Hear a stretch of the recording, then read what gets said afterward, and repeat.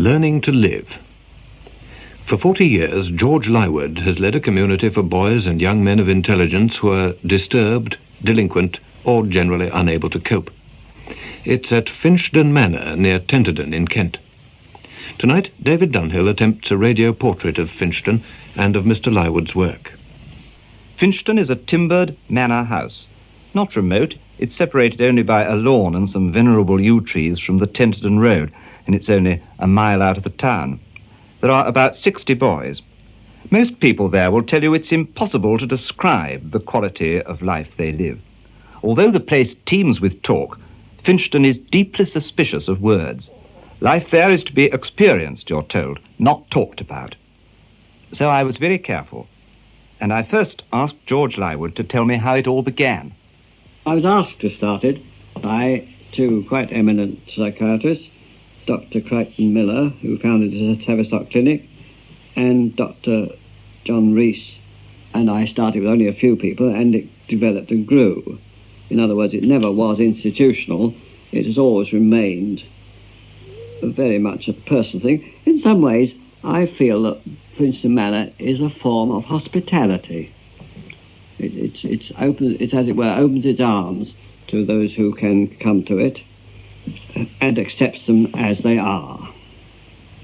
What I find myself doing is seeing them from the start as very young children who are, for the most part, lonely, with a sense of not being certain as to whether they're wanted, and who, therefore, are glad, for the most part, to accept any group life which doesn't restrict them by rules and regulations, but does keep them firm by what I suppose could be called stern love. This phrase, stern love, crops up again and again, and particularly when the boys talk about the chief, as they all call him.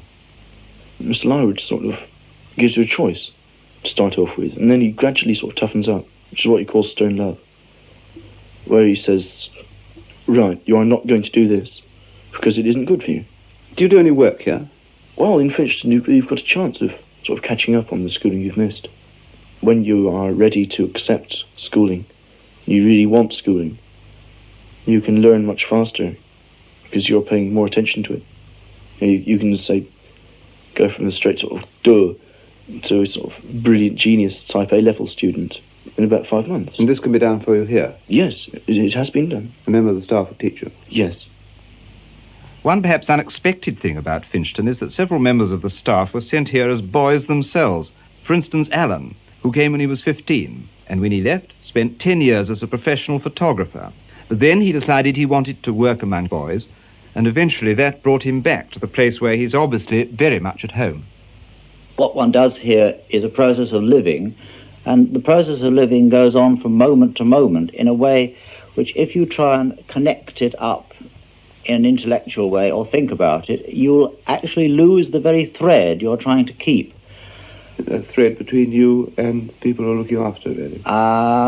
It's more than that. It's a thread of continuity for my own life. It's a thread of continuity of how the other lives mingle, intertwine with it. Here again, if a parent comes down anxious that something immediately should be done for his boy, you have this ridiculous and tragic situation of we're living on one time scale and he's living on another.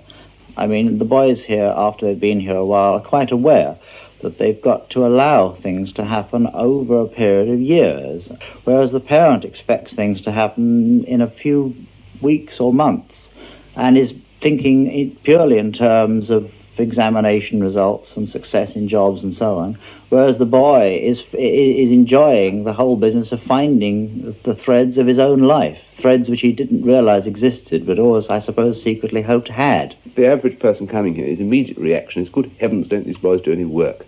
Isn't it difficult for them when they leave here to come down to the realities which are perhaps not represented You seem to be suggesting in your questioning that what is here is not quite reality and what outside is. You must have been here long enough to have spotted that something here is more deeply real than outside. And I think even if the boys will try and deny it, they are aware of it themselves. I think this gives Finchden its great strength. I asked the chief whether this spiritual side of Finchden, which is a vital part, is Christian or whether it's basically agnostic. It's only agnostic insofar as all religious people have got to say that they don't know. But it's very much, I would have thought, could be very much called religious insofar as it does encourage or does help them to see that the only way you can really live is by faith.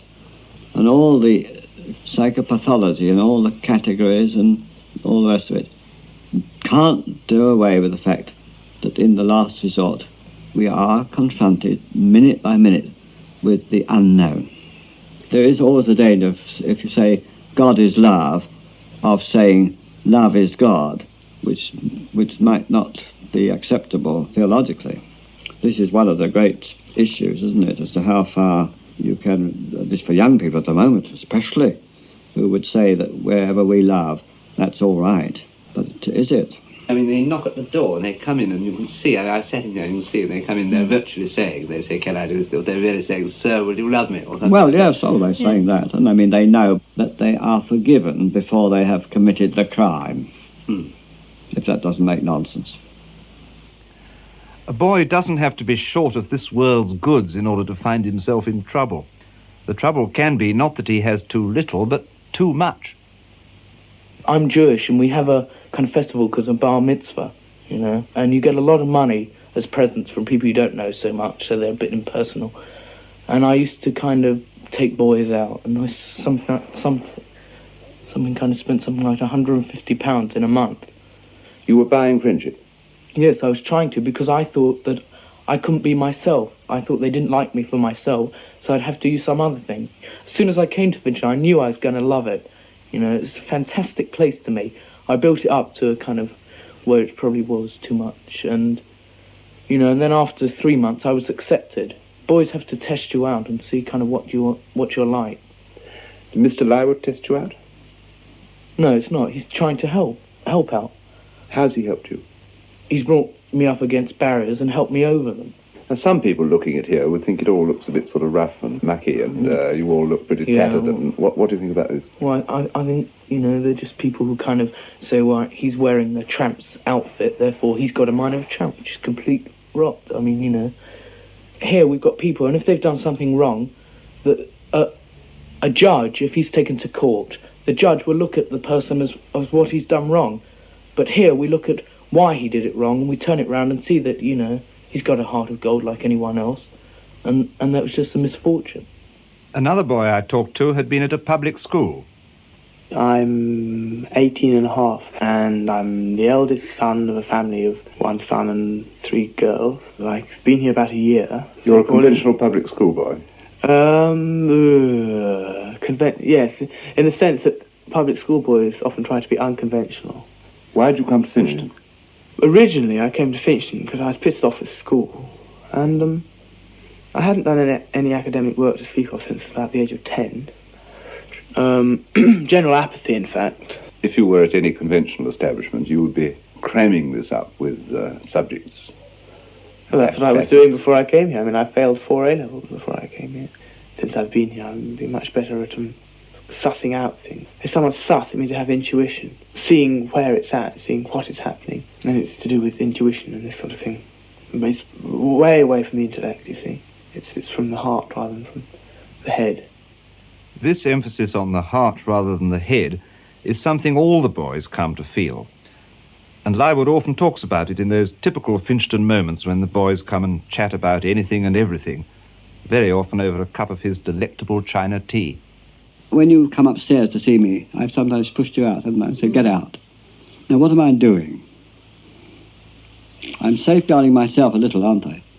From complete invasion. Now, if I allowed a complete 100% invasion, which I allow quite a lot, don't I? Yeah. Would I be any use to anybody? Would I be able to do anything? Or would I be able to help you in any sort of way? Well, you'd never be able to think or do what you want to do, play your piano. No. It's just important. No, it's a very... where did you think of that one, Nick? It's a very important one. Just now. It's a very good one, isn't it? The same thing applied when I said just now about Nick goes on saying the same old thing. Yes. Now, what was I really saying? I've wanted to say that about you for a long, long time. And I think the time has now come when you can take it. I just went paranoid. You went all paranoid, did you? But you got over it now. Do you see, the most tiring thing is people repeating the same old thing over and again. Hello. But I'm not that repetitious. Well, you may not be now. Hello, here's another chap. Come along. It's all very relaxed, but there's always somebody knocking on the chief's door. You could say they're stealing his time, but then his time never seems to be his own. I have lived for 41 years with thieves. They've either broken the law of the land or they're so maladjusted, as it's called, along with their cleverness, often as a result of using it defensively, that they have stolen in all kinds of ways, some very subtle. When they're very sick and very near to being psychopaths or schizophrenics, the demands they make on one's time and energy, well, their intrusions upon one's private life, make them the biggest thieves of all. Now, it all sounds as if I'm up against them, these modern... I'm not up against them. I think that this is where they've reached in their reaction against society or against adults and an educational system which tried to shape them without very much regard for what was, as it were, trying from within to give them their own individual shape. This respect for the individual is the most important thing of all. Jan was a hippie, a drug addict, a Piccadilly squatter. He's gradually learning to find himself. I was loading myself out of LSD, and so I was sort of in a dream all the time. I wasn't responsible for anything. I mean, I just couldn't do anything. I was like a vegetable.